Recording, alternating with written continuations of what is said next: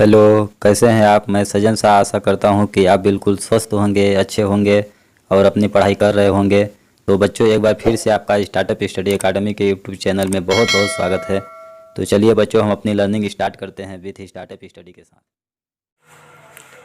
बच्चों, आज हम लोग पढ़ेंगे गणित कक्षा 6 प्रश्नावली 3.7 क्वेश्चन नंबर 7। इससे पहले के बच्चों प्रश्नों का अध्ययन हमने पिछले वीडियो में किया है। यदि आपने वह वीडियो अभी तक नहीं देखा है तो एक बार अवश्य देखें। इस वीडियो के डिस्क्रिप्शन में लिंक दिया गया है। तो चलिए हम लोग उससे आगे क्वेश्चन नंबर 7 देखते हैं क्या दिया गया है। देखिए बच्चों, हम लोग पढ़ेंगे क्वेश्चन नंबर 7। क्या दिया गया है? दिया गया है 3 टैंकरों में क्रमशः, यहाँ पे 3 टैंकर दिए गए हैं। ठीक, तीनों टैंकरों में क्रमशः पहले वाले टैंकर में 403 लीटर तेल है, दूसरे वाले टैंकर में 434 लीटर तेल है और तीसरे वाले टैंकर में 465 लीटर डीजल है, डीजल का तेल है। ठीक, आगे क्या बोला है? उस बर्तन की अधिकतम धारिता ज्ञात करनी है हमें, जो इन तीनों टैंकरों के डीजल को पूरा पूरा माप सके। ठीक, तो देखिए बच्चों, यहाँ पे क्या दिया गया है? हमें 3 टैंकर दिए गए हैं और तीनों टैंकरों में इतना इतना लीटर डीजल भरा हुआ है। अब आगे बोला गया है कि उस बर्तन की अधिकतम धारिता ज्ञात करनी हमें, जो इन टैंकरों के डीजल को पूरा पूरा माप सके। तो देखिए बच्चों, हम क्या जानते हैं? हम जानते हैं कि 2 या 2 से अधिक संख्याओं को पूरा पूरा विभाजित करने वाली संख्या उनका महत्तम सहप्रतक होती है। ठीक, जैसे देखिए यहाँ पे 2 संख्याएं दी गई हैं, 4 और 6। इनका महत्तम सहप्रतक क्या होगा? 2। तो 2 जो है इन संख्याओं को पूरा पूरा विभाजित कर रहा है। देखिए 2 से 4 भी विभाजित होगा, 2 से 6 भी विभाजित होगा। तो यहाँ पे बोला गया है 3 टैंकर में तेल है, इनको पूरा पूरा मापने वाला बर्तन हमें चाहिए। तो वह बर्तन क्या होगा? इन तीनों का पूरा पूरा विभाजक होगा, अर्थात इन संख्याओं का पूरा पूरा विभाजक क्या कहलाएगा? इनका महत्तम सहप्रतक क्या कहलाएगा। तो यहाँ पे हमें क्या ज्ञात करना है? मस ज्ञात करना है। इतना समझ में आ गया ना? अब चलिए, तो देखिए बच्चों, हम लोग यहाँ पे हल करेंगे। हम लोग लिखेंगे हल। ठीक, हल। पहले टैंक में डीजल की मात्रा, पहले टैंक में डीजल की मात्रा। ठीक, तो पहले टैंक में कितना डीजल है? 403 लीटर। तो लिखेंगे हम 403 लीटर। ठीक, इसी तरह से दूसरे टैंक में डीजल की मात्रा कितनी दी गई है? कितना लीटर तेल है? दूसरे में 434 लीटर। ठीक, इसी तरह से तीसरे टैंक में डीजल की मात्रा बराबर कितनी है? 465 लीटर। अब आगे देखिए बच्चों, हमें बोला गया है कि उस बर्तन की अधिकतम धारिता, अर्थात अधिकतम मात्रा ज्ञात कीजिए जो तीनों टैंकरों के तेल को पूरा पूरा माप सके। ठीक, तो हम क्या लिखेंगे?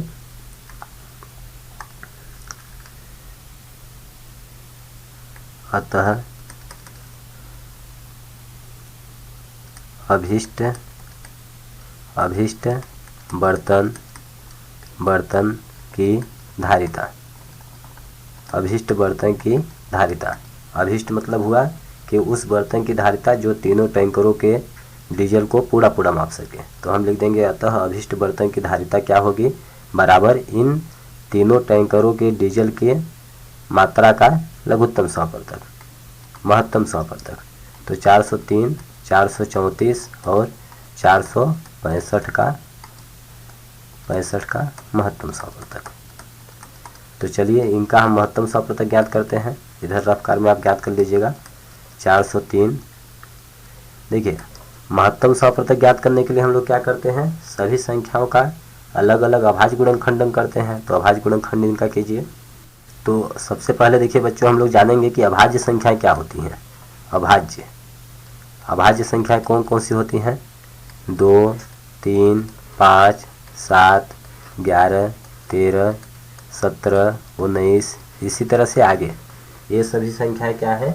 अभाज्य संख्या है। ठीक, तो देखिए इसको हम 2 से विभाजित करेंगे, 2 से तो होगा नहीं क्योंकि इकाई का अंक 3 है, 3 से नहीं होगा, 4 3 7, 7 3 के पहाड़ा नहीं आता है, 5 से नहीं होगा, 7 से चेक कीजिए, 11 से चेक कीजिए, इसी तरह से 13 से चेक करेंगे तो यह संख्या 13 से विभाजित होगी। ठीक, 13 से भाग करके देखिए 403 भागे 13, तो 13 का 13 तिया 39, 13 तिया 39, 40 में 39 जाएगा, 1 आ गया, 1 उतर गया 13, 13 एक कम 13। ठीक, इस प्रकार से पूरा कट गया। तो 13, इस संख्या को हम 13 से विभाजित किए तो कितना आया 31। अब 31 क्या है, 31 एक अभाज्य संख्या है। इसी तरह से आगे आप देखेंगे तो हम इसके बारे में पढ़ चुके हैं। तो 31 क्या है, अभाज्य संख्या। 31 क्या है, स्वयं से कटेगी। अभाज्य संख्या स्वयं के पहाड़ा में आती है, तो 31 एक कम 31 होगा। अब आगे देखते हैं, आगे जो संख्याएं दी गई हैं उनको हम विभाजित करते हैं 434 को। तो 434 को देखिए ये 2 से विभाजित होगा, 2 दूना 4, 2 एक कम 2, 1 बचा 14 हो गया, 2 सत्ते 14। अब 217 हो गया, 217 किससे विभाजित होगा, देखिए 2 से तो होगा नहीं क्योंकि इकाई का अंक 7 है, 3 से चेक करेंगे, 7 2 9 1 10, 3 से नहीं होगा, 5 से नहीं होगा क्योंकि इकाई का अंक 7 है। अब 7 से चेक कीजिए, 7 से होगा, 7 3 21, 7 1 कम 7, 7 से देखिए 7 3 21 और 7 1 कम 7। अब देखिए 31 स्वयं से विभाजित होगा, 31 एक कम 31। अब 465 को आप विभाजित कीजिए, 465 ये देखिए 6 4 10 5 15, 3 से विभाजित होगा, तो 3 एक कम 3, 1 बचा 16, 3 पचे 15, 1 बचा तो 15 हो जाएगा, 3 पचे 15। अब ये 3 से विभाजित नहीं होगा, अब 5 से विभाजित होगा, तो 5 तिहाई 15, 5 एक कम 5। अब 31 से हम विभाजित कर देंगे, 31 एक कम 31। इस प्रकार हम देख रहे हैं कि 403 बराबर क्या आ गया, 13 गुणे 31, और 434 बराबर क्या आ गया, 2 गुणे 7 गुणे 31, और 465 बराबर क्या आ गया, 3 गुणे 3 5 31, 3 5 गुणे 31। अब हम लोग देखेंगे इन तीनों संख्याओं में कॉमन क्या मिल रहा है। देखिए 31 31 31, तीनों में उभयनिष्ठ क्या है, 31 है। ठीक, तो इस प्रकार से इन सभी संख्याओं का महत्तम सप्रत्यय क्या हो जाएगा, 31 हो जाएगा। तो हम लिख देंगे यहाँ पे बराबर इन तीनों संख्याओं का महत्तम सप्रत्यय क्या होगा, 31। तो लिख देंगे अतः अभीष्ट बर्तन की धारिता बराबर 31 लीटर, लीटर में है तो लीटर होगी। यह हो जाएगा हमारा आंसर। तो बच्चों यह बहुत ही आसान क्वेश्चन था। तीनों संख्याओं का हमने महत्तम सप्रत्यय ज्ञात कर दिया, वही हमारा आंसर हो गया। अब चलिए हम लोग देखते हैं नेक्स्ट क्या दिया गया है हम लोगों को। Question number 8। देखिए बच्चों क्वेश्चन नंबर 8 क्या दिया गया है हम लोगों को। बोला गया वह सबसे छोटी संख्या ज्ञात कीजिए जिसे 6, 15 और 18 से भाग देने पर प्रत्येक दशा में 5 शेष रहे।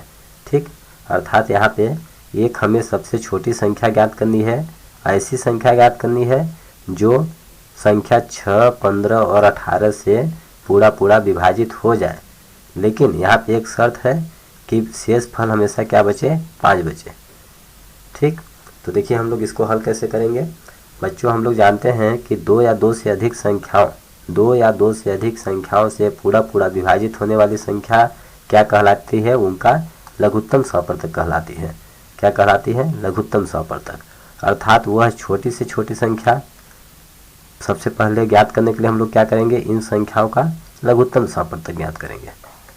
ठीक, तो चलिए हम लोग हल करते हैं। हल 6, 15 और 18 का लघुत्तम समापवर्तक बराबर क्या होगा। देखिए रफ कार्य में इसको हम लोग करेंगे। 6, 2 या 2 से अधिक संख्याओं का लघुत्तम समापवर्तक ज्ञात करने के लिए हम लोग क्या करेंगे, उनका एक साथ अभाज्य गुणनखंडन करते हैं। ठीक, अभाज्य गुणनखंड ज्ञात करेंगे। तो चलिए 2 से हम काटेंगे, 2 तिहाई 6, 15 नहीं कटेगा तो 15 पूरा उतार देंगे हम। अब 2 से 18 को डिवाइड कीजिए, तो 2 9 18, 9 यहाँ लिखेंगे। अब देखिए 2 से कोई संख्याएं विभाजित नहीं होंगी। 3 से करेंगे तो 3 एक कम 3, 3 से 15 को काटिए, 3 पचे 15, 3 से 9 को तो 3 त्रिकाई 9। अब देखिए 3 से कटेगा 1 तो 1 आ गया मेरा, 5 3 से नहीं कटेगा तो 5 हम उतार देंगे नीचे। 3 से देखिए 3 कटेगा, 3 एक कम 3, 3 एक कम एक बार। अब ये पुनः 5 से काटेंगे हम, 5 बचा है मेरा तो मेरा 1 आ गया, 5 एक कम 5 और 1। इस तरह से हमारे अभाज्य गुणनखंड की क्रिया समाप्त होगी, 1 1 आ गया। ठीक, तो अतः 6, 15 और 18 का लघुत्तम सप्रतक क्या हो गया, 2 गुणे 3 गुणे 3 गुणे 5। कितना होगा, 2 गुणे 3 गुणे 3 गुणे 5।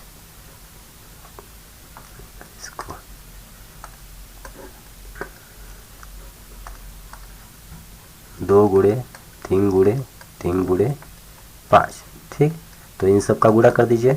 2 2 तिहाई 6, 6 त्रिक 18, 18 पंचे 90। कितना आ जाएगा, 90 आ जाएगा। इस तरह से 90 वह छोटी से छोटी संख्या है जो 6 से भी कटेगी, 15 से भी कटेगी और 18 से भी कटेगी। 18 पंचे 90, सभी संख्याओं से कट जाएगी। अब देखिए आगे प्रश्न में क्या बोला है कि हमें वह छोटी से छोटी संख्या ज्ञात करनी है जो इन संख्याओं से भाग देने पर प्रत्येक दशा में 5 शेष बचे। ठीक, तो इन संख्याओं से विभाजित होने वाली संख्या तो हमने ज्ञात कर ली, लेकिन अब बोल रहा है आगे कि हमेशा क्या बचना चाहिए, 5 शेष बचना चाहिए। तो 5 शेषफल कब बचेगा, जब इसमें 90 में 5 हम जोड़ देंगे 95 हो जाएगा। तो 95 हो जाएगा तो इनको इनसे भाग देने पर फिर 5 शेष हमेशा बचेगा। तो हमारी अभिष्ट संख्या क्या हो जाएगी, लिख देंगे अतः अभिष्ट संख्या बराबर कितना होगी, इनका लघुत्तम सप्रतक 90 प्लस 5 जो शेष बच रहा है बराबर 90 5 95 होगी। ये हो जाएगा हमारा आंसर। देखिए बच्चों, आपको चेक करना है तो कैसे चेक करेंगे, देखिए यहाँ पे हमारी अभिष्ट संख्या आ गई 95। अब 95 को आप किसी भी संख्या 6, 15, 18 किसी से भाग दीजिए, हमेशा 5 शेष बचेगा। जैसे हम 15 से भाग कर रहे हैं, देखिए तो 15 से भाग करेंगे तो 90 तो पूरा कट जाएगा, लेकिन 90 में हमने 5 जोड़ दिया तो क्या आ गया 95। अब भाग दीजिए, 15 छक्का 90। ये देखिए इसको घटाएंगे, 95 में 90 घटाएंगे आएगा 5। देखिए 5 शेष बच रहा है। इसी तरह से 18 से भाग देंगे तो भी 5 शेष बचेगा, 6 से भाग करेंगे तो भी 5 शेष बचेगा। तो अभिष्ट संख्या हमारी क्या होगी, 95 होगी। यह होगा हमारा आंसर। देखिए बच्चों, क्वेश्चन नंबर 9। क्वेश्चन नंबर 9 क्या दिया गया है, बोला गया है 4 अंकों की वह सबसे छोटी संख्या ज्ञात कीजिए जो 18, 24 और 32 से विभाज्य है। ठीक, यहाँ पे बोला गया है 4 अंकों की हमें वह सबसे छोटी संख्या ज्ञात करनी है जो इन संख्याओं से पूर्णतः विभाजित हो जाए। तो बच्चों हम लोग क्या जानते हैं, हम लोग जानते हैं कि 2 या 2 से अधिक संख्याओं से पूर्णतः विभाजित होने वाली संख्या क्या होती है, उन संख्या का लघुत्तम सप्रतक होती है। ठीक, अर्थात हमें यहाँ पे पहले लघुत्तम सप्रतक ज्ञात करना है। तो चलिए हम लोग हल करते हैं। हल हम लिखेंगे संख्या 18, 24 और 32 का लघुत्तम सप्रतक लस। तो चलिए लघुत्तम सप्रतक कैसे ज्ञात करते हैं हम लोग, आप इधर रफ कार में कीजिएगा। लघुत्तम यहाँ पे लिख देंगे। अब लघुत्तम सप्रतक कैसे ज्ञात करेंगे, इनका अभाज्य गुणनखंडन करेंगे एक साथ लिख के। और 32 देखिए 2 से हम काटेंगे, 2 9 18। 2 से 24 को विभाजित करेंगे तो 2 1 कम 2, 2 दूना 4। 2 से 32 को विभाजित करेंगे तो 2 1 कम 2, 1 बच गया हो गया 12। तो 2 छक्का क्या हो जाएगा 12।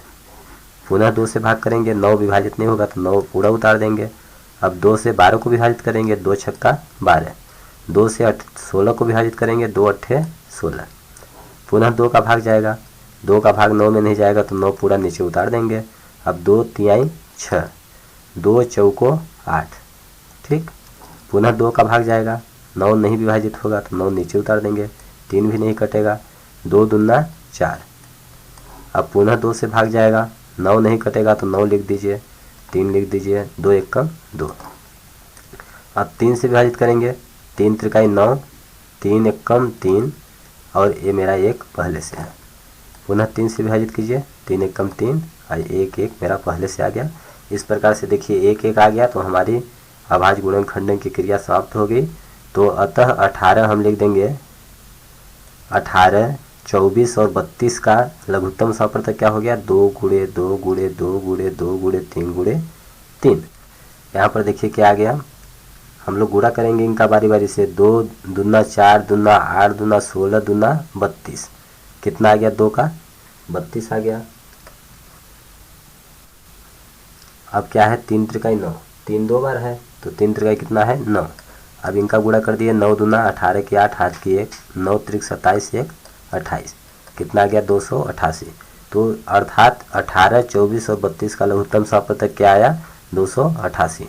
हम यहाँ पे लिख देंगे 288। ठीक, अब देखिए हम यहाँ पे बच्चों देख रहे हैं कि 288 में कितने अंक हैं, 3 अंक हैं, 1 अंक 2 अंक 3 अंक। ठीक, लेकिन यहाँ पे प्रश्न में क्या बोला गया है कि 4 अंकों की वह सबसे छोटी संख्या ज्ञात कीजिए। तो 18 और 24, 18, 24, 32 से विभाजित होने वाली 3 अंकों की सबसे छोटी संख्या क्या आ गई, 288। लेकिन हमें 4 अंकों की बोला है, 4 अंकों की संख्या ज्ञात कीजिए। ठीक, तो सबसे छोटी संख्या तो हमने ज्ञात कर ली, लेकिन वह 3 अंक की है, तो 4 अंक की हमें ज्ञात करना है। तो कैसे ज्ञात करेंगे, चलिए हम लोग लिखेंगे सबसे पहले कि 4 अंकों की सबसे छोटी संख्या क्या होती है। तो हम लिखेंगे 4 अंकों की, 4 अंकों की सबसे छोटी संख्या, सबसे छोटी संख्या बराबर, देखिए 1 2 3 4, 4 अंकों की सबसे छोटी संख्या लिखनी है तो यहाँ पे 1 लिखिए, इसके बाद 0 लगा दीजिए। इस प्रकार से इकाई, दहाई, सैकड़ा, हजार, 4 अंकों की सबसे छोटी संख्या क्या होगी, 1000 होगी। अब हम लोग क्या करेंगे, अभिष्ट संख्या ज्ञात करने के लिए 1000 में 288 का भाग करेंगे। ठीक, तो अब भाग कीजिए। अब देखिए यहाँ पे हम भाग कर दे रहे हैं। ठीक, 288 भागे 1000, तो 288 का ऐसा आप पहाड़ा पढ़िए कि 1000 से अधिक ना हो, कम रहे। ठीक, तो हम कितनी बार ले लेते हैं, जैसे मान लीजिए 3 बार ले लेते हैं। देखिए 288 3 बार आप लीजिए तो क्या होगा, 3 8 24, 2 बचा, 3 8 24, 2 26, 2 बचा, 3 दूना 6, 2 8 आ गए, 864 आ रहा है। यदि देखिए 288 का हम 4 बार पहाड़ा पढ़ते हैं, 4 बार गुणा करते हैं तो क्या आता है, 4 8 32, 4 8 32, 3 35, 4 दूना 8, 8 3 11, 1152। 1000 से अधिक आ जाएगा, इसलिए हम कितनी बार लेंगे, 3 बार लेंगे। ठीक, तो 3 बार चलिए लेते हैं, 3 बार लेते हैं तो कितना आया था मेरा, 3 8 24 और 3 8 24, 2 26, 3 दूना 6, 2 8, इतना आया था। अब 8 से 64 हम लोग घटाएंगे तो देखिए ये हो गया 10 में 4 गया 6, ये हो गया 9 में 6 गया 3, ये हो गया 9, 9 में 8 गया 1, 100 कितना आ गया, 36। ठीक ना बच्चों, देखिए यहाँ पे घटाने पर 136 आया। अब देखिए यह क्या है, यहाँ पे हमें 136 के जगह पर यदि 288 होता तो एक बार और भाग चला जाता, 288 एक कम 288, लेकिन 136 है तो 200 यहाँ पे कितना कमी है, अभी हमें कितना की कमी है, 288 में हम लोग 136 घटाएंगे तो हमें पता चल जाएगा। घटा के देखिए 288 136, यहाँ पे 2 आ गया, यहाँ पे 8 में 3 गया 5 और यहाँ पे 2 में 1 गया 1, अर्थात 152। यदि हमें 152 यहाँ पे और जोड़ दिया जाए तो कितना बन जाएगा, 288 बन जाएगा। यहाँ पे अगर हम 152 को जोड़ देते हैं तो कितना बन जाएगा, 288 बन जाएगा और 288 का एक बार पूरा भाग चला जाएगा। ठीक, लेकिन इस 152 को हम यहाँ न जोड़कर यहाँ पे जोड़ेंगे, 1000 में जोड़ेंगे। ठीक, तो चलिए हम लोग जोड़ते हैं। यहाँ पे हम लिख देंगे अतः अभिष्ट संख्या, अतः अभिष्ट संख्या बराबर हम लोग की क्या होगी, 4 अंक की सबसे छोटी संख्या क्या है, 1000 है, तो 1000 लिख देंगे प्लस। अब देखिए यहाँ पे मेरा लघुत्तम सप्रतक क्या आया था, 288। 288 में हम क्या करेंगे, 136 घटा देंगे, तो 288 में 136 घटाएंगे तो 152 आएगा। 152 को अब इसमें जोड़ देंगे हम, तो देखिए 1000 प्लस इसको घटाएंगे कितना आ गया, 152। 1000 में 152 जोड़ेंगे कितना आ जाएगा, 1152। यही हमारी अभिष्ट संख्या होगी, अर्थात 4 अंकों की सबसे छोटी संख्या 1152 होगी, जो कि 18 से भी कटेगी, 24 से भी कटेगी और 32 से भी पूरा विभाजित हो जाएगी। आप चेक कर सकते हैं। तो आई होप बच्चों आप लोगों को समझ में आ गया होगा। चलिए अगला क्वेश्चन देखते हैं क्या दिया गया है। इस टाइप के देखिए बच्चों क्वेश्चन आएंगे इस टाइप के, तो आपको घबराने की जरूरत नहीं है। जो संख्याएं दी गई हैं उनका लघुत्तम सप्रतक ज्ञात कीजिए। अब जितने अंकों का बोला रहेगा, 4 अंकों की सबसे छोटी संख्या बोला गया है, तो 4 अंकों की सबसे छोटी संख्या लिखिए, इसके बाद लघुत्तम सप्रतक में उसको डिवाइड कीजिए, भाग कीजिए, जो शेष फल आएगा लघुत्तम सप्रतक में उसको घटा दीजिए, जो संख्या आएगी 4 अंकों की सबसे छोटी संख्या में आप जोड़ देंगे तो हमारा आंसर मिल जाएगा। Question number 10। क्वेश्चन नंबर 10 क्या दिया गया है, निम्नलिखित संख्याओं का लघुत्तम सप्रतक ज्ञात कीजिए जिनमें एक संख्या सदैव 3 का गुणज है। ठीक, देखिए बच्चों नीचे हमें कुछ संख्याएं दी गई हैं, इन संख्याओं का बोला है लघुत्तम सप्रतक ज्ञात कीजिए जिसमें एक संख्या 3 का गुणज है। तो यहाँ पे देखिए 9 3 का गुणज है, 3 के पहाड़ा में आता है, 12 3 के पहाड़ा में आता है, 6 3 के पहाड़ा में आता है और 15 3 के पहाड़ा में आता है। इस तरह से नीचे जो संख्याएं दी गई हैं वो संख्याओं में एक संख्या 3 का गुणज है। अब आगे क्या बोला है, प्राप्त लघुत्तम सप्रतक में एक सामान्य गुण का अवलोकन कीजिए। क्या लघुत्तम सप्रतक प्रत्येक स्थिति में दोनों संख्याओं का गुणनफल है? क्या हम यह निष्कर्ष निकाल सकते हैं कि दोनों संख्याओं का लघुत्तम सप्रतक सदैव 3 का एक गुणज है? तो सबसे पहले देखिए बच्चों, हमें क्वेश्चन नंबर 10 में नीचे कुछ संख्याएं दी गई हैं, इन सभी संख्याओं का लघुत्तम सप्रतक ज्ञात करना है। तो सबसे पहले आप लघुत्तम सप्रतक ज्ञात कीजिए। तो देखिए हल, ठीक ना। ए नंबर क्या दिया गया है, ए नंबर 9 और 4 का लस लघुत्तम सप्रतक। तो देखिए 9 और 4 का लघुत्तम सप्रतक ज्ञात कीजिए। 9 4 का अभाज्य गुणनखंड करेंगे, 2 से काटेंगे 9 नहीं कटेगा, 2 दूना 4, 2 से पुनः डिवाइड करेंगे 9 नहीं कटेगा, 9 उतार देंगे, 2 1 कम 2।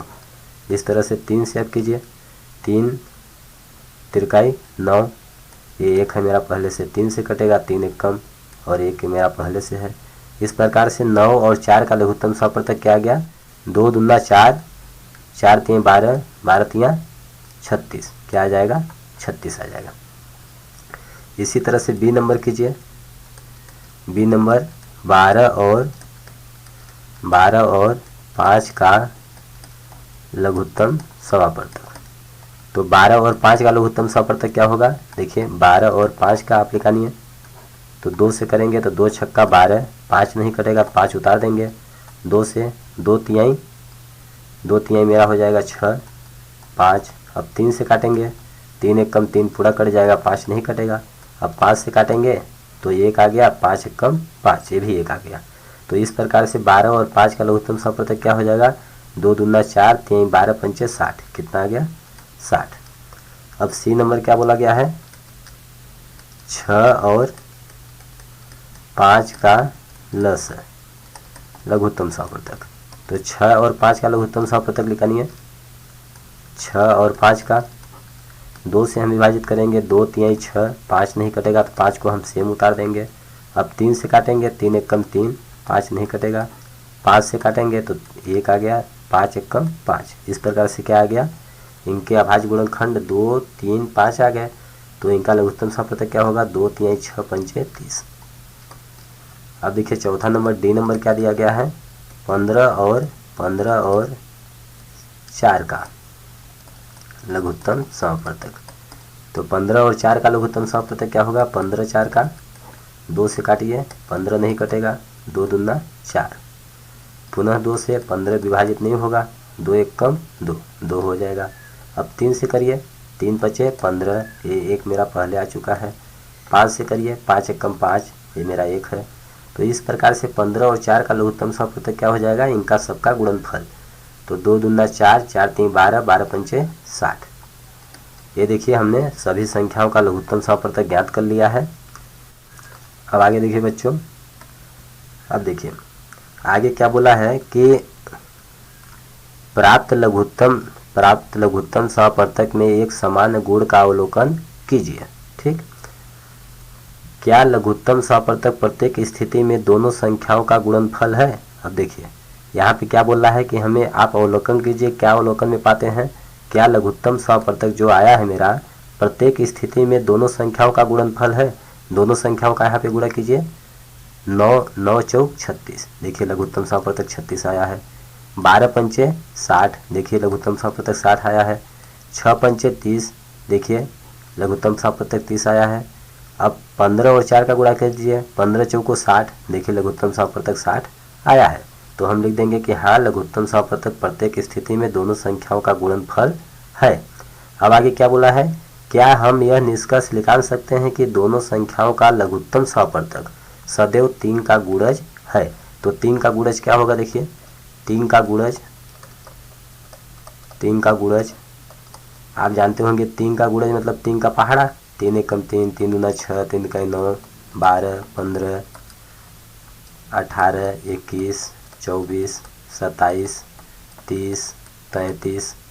ठीक, इसी तरह से 3 3 जोड़ते जाइए, 33 36 39 39 के बाद 42 45 48 51 54 54 57 60 63। ये सभी संख्याएं क्या हैं, 3 के गुणज हैं। तो देखिए यहाँ पे 36 है, इसमें देखिए 36 है, ये देखिए 36 आया है। इसमें 60 है, इसमें देखिए 60 है, ये देखिए 60 है। यहाँ पे 30 है, इसमें देखिए 30 है, ये देखिए 30 है। 60 है, यहाँ पे भी 60 है। इसका मतलब हम कह सकते हैं, ये हम निष्कर्ष निकाल सकते हैं कि दोनों संख्याओं का लघुत्तम समापवर्तक जो है 3 का गुणज है।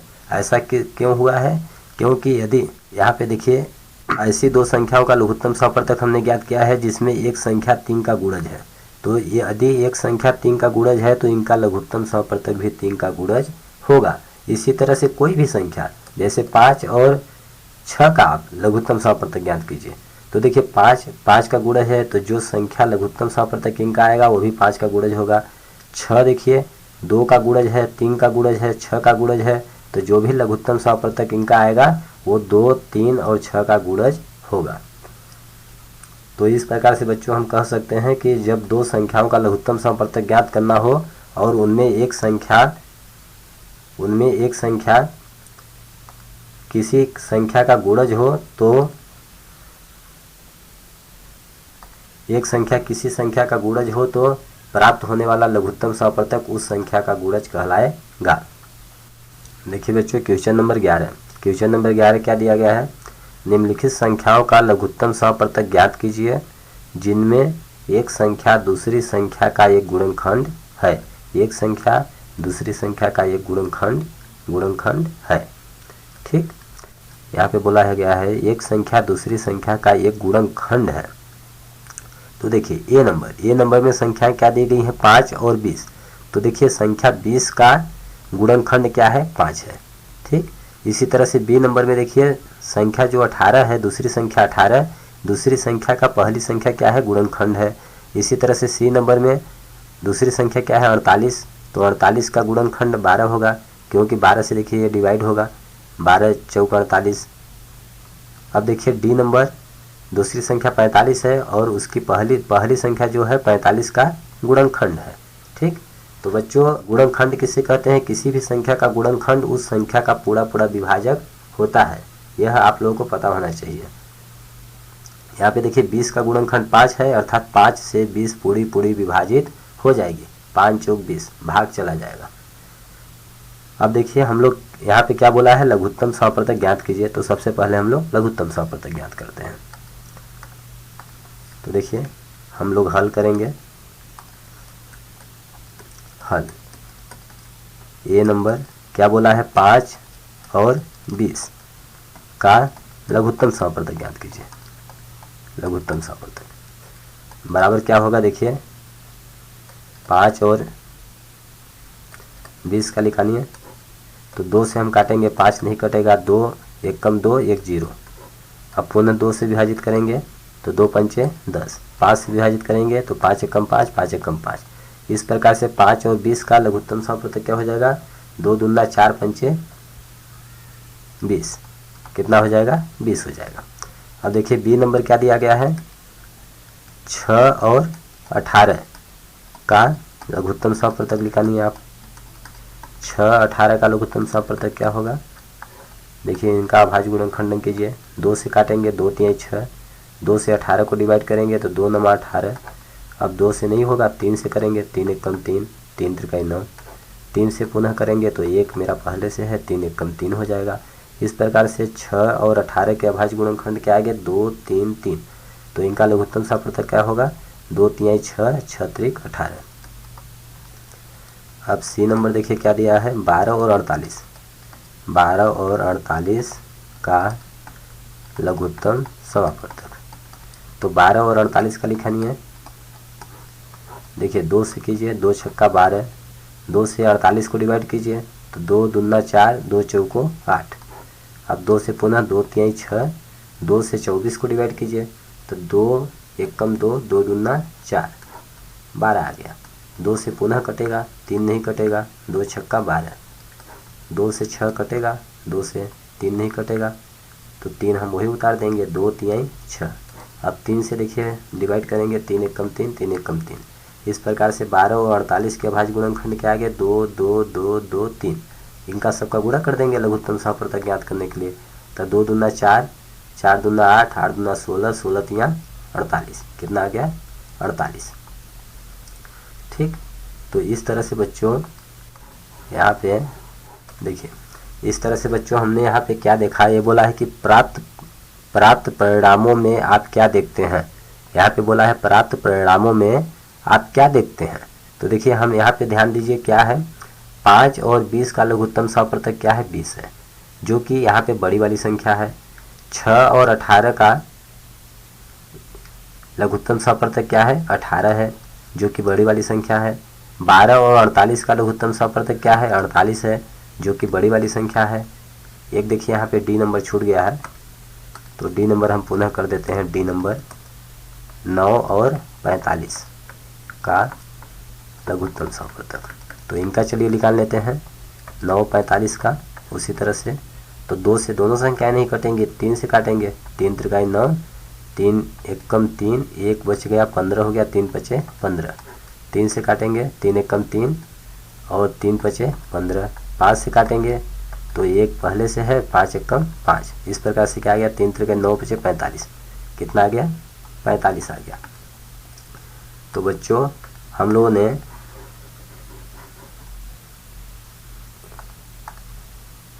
यहाँ पे भी क्या देखा कि 9 और 45 का लघुत्तम समापवर्तक क्या आया 45 आया, जो कि बड़ी वाली संख्या है। तो देखिए बच्चों हम किस निष्कर्ष पर हम एक ऐसे निष्कर्ष पे पहुँचते हैं कि जब ऐसी दो संख्याओं का लघुत्तम समापवर्तक ज्ञात करना हो जिसमें एक छोटी वाली संख्या दूसरी अर्थात बड़ी वाली संख्या का गुणनखंड हो, तो हमारा उत्तर लघुत्तम समापवर्तक क्या होता है बड़ी वाली संख्या होती है। इसमें भी देखिए हमें 6 और 18 का लघुत्तम समापवर्तक ज्ञात करना है, अर्थात ऐसी दो संख्याओं का लघुत्तम समापवर्तक ज्ञात करना हो जिसमें छोटी वाली संख्या बड़ी वाली संख्या का गुणनखंड हो।